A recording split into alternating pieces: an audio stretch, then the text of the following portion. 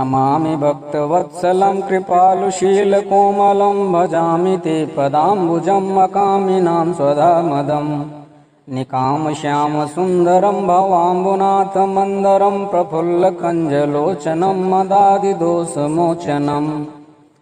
ओम नमो भगवते वासुदेवाय। ओम विष्णवे नमः। स्वागत है आप सभी का आपके अपने YouTube चैनल पंचांग मुहूर्त में। योगिनी एकादशी व्रत कथा से पहले एक विनम्र निवेदन है कि अगर आप चैनल पर पहली बार आए हैं तो चैनल को लाइक और सब्सक्राइब जरूर करें, साथ ही घंटी दबाकर ऑल कर दें, जिससे मेरे हर आने वाले वीडियो का नोटिफिकेशन आपको मिलता रहे। एक बार गांडीवधारी अर्जुन ने भगवान श्री कृष्ण से कहा, हे त्रिलोकीनाथ, आप कृपा करके मुझे आषाढ़ माह के कृष्ण पक्ष की एकादशी की कथा सुनाइए। इस एकादशी का नाम तथा महात्म्य क्या है, सो अब मुझे विस्तार पूर्वक बताएं। श्री कृष्ण ने कहा, हे पांडु पुत्र, आषाढ़ माह के कृष्ण पक्ष की एकादशी का नाम योगिनी एकादशी है। इसके व्रत से सभी पाप नष्ट हो जाते हैं। यह व्रत इहलोक में भोग तथा परलोक में मुक्ति देने वाला है। हे अर्जुन, यह एकादशी तीनों लोकों में प्रसिद्ध है। इसके व्रत से सभी पाप नष्ट हो जाते हैं। तुम्हें मैं पुराण में कही हुई कथा सुनाता हूँ, ध्यानपूर्वक श्रवण करो। कुबेर नाम का एक राजा अलकापुरी नाम की नगरी में राज्य करता था। वह शिवभक्त था। उनका हेममाली नामक एक यक्ष सेवक था जो पूजा के लिए फूल लाया करता था। हेममाली की विशालाक्षी नाम की अति सुंदर स्त्री थी। एक दिन वह मानसरोवर से पुष्प लेकर आया, किंतु कामासक्त होने के कारण पुष्पों को रखकर अपनी स्त्री के साथ रमण करने लगा। इस भोगविलास में दोपहर हो गई। हेममाली की राह देखते देखते जब राजा कुबेर को दोपहर हो गई, जब सेवकों ने उसका पता लगा लिया तो राजा के पास जाकर बताया, हे राजन, वह हेममाली अपनी स्त्री के साथ रमण कर रहा है। इस बात को सुन राजा कुबेर ने हेममाली को बुलाने की आज्ञा दी। डर से कांपता हुआ हेममाली राजा के सामने उपस्थित हुआ। उसे देखकर कुबेर को अत्यंत क्रोध आया और उसके होंठ फड़फड़ाने लगे।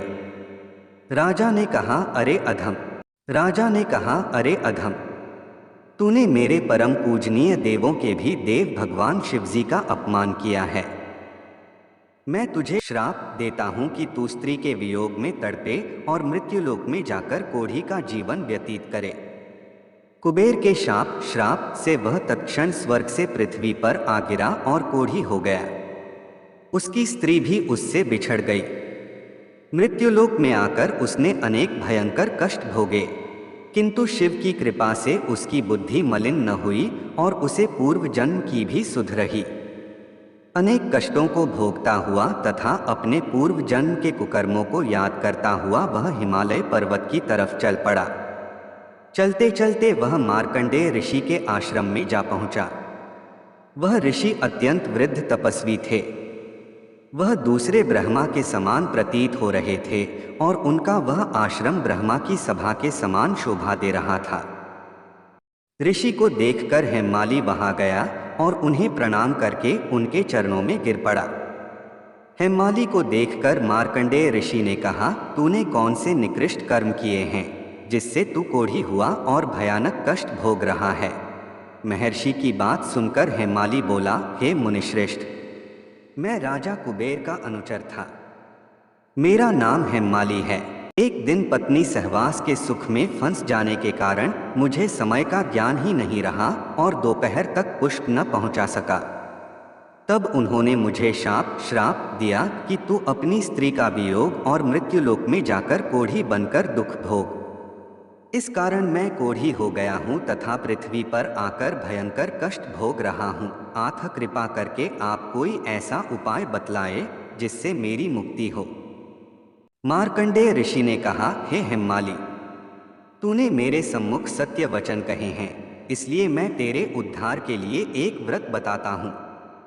यदि तू आषाढ़ माह के कृष्ण पक्ष की योगिनी नामक एकादशी का विधान पूर्वक व्रत करेगा तो तेरे सभी पाप नष्ट हो जाएंगे।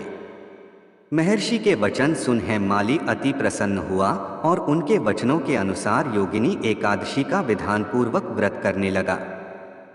हे राजन, इस योगिनी एकादशी की कथा का फल 88 सहस्र ब्राह्मणों को भोजन कराने के बराबर है।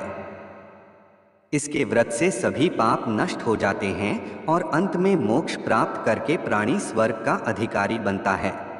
कथासार यह है कि मनुष्य को पूजा आदि धर्म में आलस्य या प्रमाद नहीं करना चाहिए, अपितु मन को संयम में रखकर सदैव भगवान की सेवा में तत्पर रहना चाहिए।